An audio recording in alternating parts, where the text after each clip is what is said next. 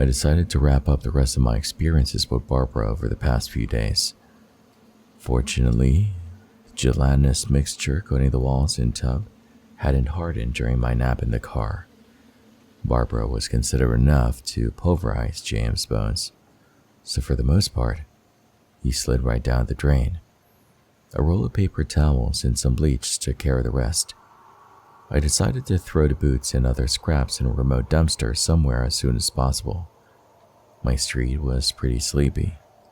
Probably no surveillance cams outside people's door cameras, but JM and I were on one of the store's security footage together. If anyone cared about him enough to file a missing persons report, and the authorities somehow ended up here, I didn't want them to find any trace. Explaining that, yes, he broke in, then died, and I disposed of the body instead of calling the police, but I didn't kill him. It was a lady who died here long before I was born. Definitely wouldn't go over well.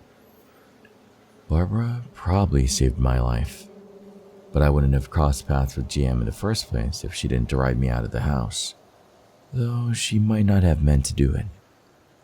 There was that attempt to comfort me, I guess, with a ghostly back rub, which was more unsettling than soothing. But she tried, and if JM didn't come after me, he could have broken into someone else's house and done God knows what to them. Ultimately, it was a good thing Barbara took care of him. Feeling self-conscious, I made a little speech to the air, expressing appreciation and apologizing for the salt circle thing. As the day moved forward, my thoughts drifted back to my refusal to let the landlady share Barbara's story with me. She'd been there for the most terrifying moment of my life. Shouldn't I return the favor? It was too late to save her, but I could listen. I told Barbara as much, but nothing happened.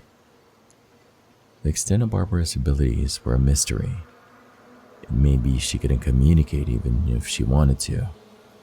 I could go to Gwen, the landlady, but shouldn't someone be given the opportunity to tell their own story? A Ouija board was not an option. You needed at least 2 people for that. And I couldn't take the risk of Barbara harming anyone else. She'd hurt me, and I think she kinda liked me. JM had it coming. But who knows what transpired between Barbara and the previous tenant who fled. At least I hope they fled. I went to the living room and decided to try and watch something on the TV. But no sooner than I sat on the couch, some of the events of the previous night began to play out again. Namely, I froze up. It was as if the walls in front of me fell away, enabling me to watch a scene from the past. It was like a waking nightmare.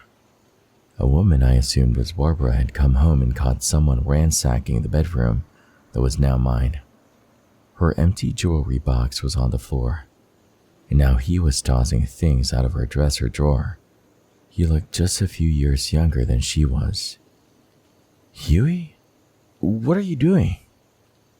She'd sounded more confused and angry than scared. He tried to play it off like a joke. April Fools." It didn't work, and she ordered him to get out. He gave everything back, and apparently, he thought she was just going to forget this ever happened. It was like something snapped in him when she said she was going to call the police. She must have seen it too, because she turned and ran down the hall, but he caught up to her in the bathroom doorway. Barbara spared me most of the details. Next thing I saw, she was lying in the tub, and Huey was pulling a ring off her finger. He lost his grip on it, and it slipped down the exposed drain. He flew out of there. Just like last time, whatever made me freeze dissipated. I grabbed my laptop and signed up for a free trial at a genealogy site. It didn't take long to find the article in the newspaper archive about the 25-year-old who hit her head in the tub and died at this address in 1975. A tragic accident, according to the article.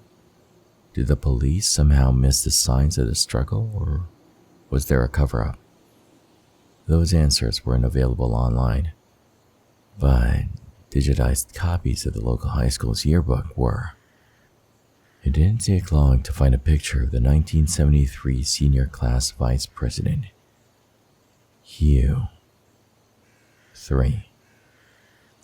Further research brought me to a social media account on a certain popular website. Hugh and his wife shared a page, and apparently, no one taught them anything about online safety because all their posts were public. He was nearly 50 years older now, of course, but on his 40th wedding anniversary, his wife, Carol, posted an old photo of the two of them to mark their wedding anniversary. She must have taken a photo of the picture with her cell because it was kind of blurry and there was a lens flare on it, but it was still unmistakably a slightly older version of the man from the vision. One trip to the hardware store later, I had a drain snake and some acid for any remnants of jam that were hiding in the pipes. After prying off the drain cover and working for ages, time and effort rewarded me with a grimy ring that hadn't seen the light of day in 48 years. It felt like a miracle.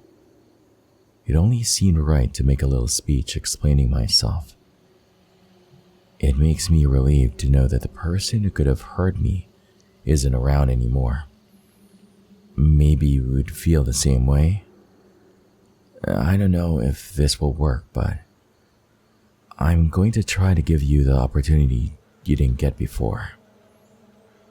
The thought of getting arrested for breaking and entering didn't appeal to me, so I hoped Barbara wouldn't mind improvising and that she'd be fair. Thanks to Carol's posts, I knew where they lived. They were taking a trip out of state to visit their daughter at a Easter weekend, and that they'd hired someone to drop by and take care of Sadie, the cat. Today, they posted a picture of the airport, and so I drove out to the house, told a curious neighbor that I was one of the pet sitters. Then I put the ring in Hugh's pool drain.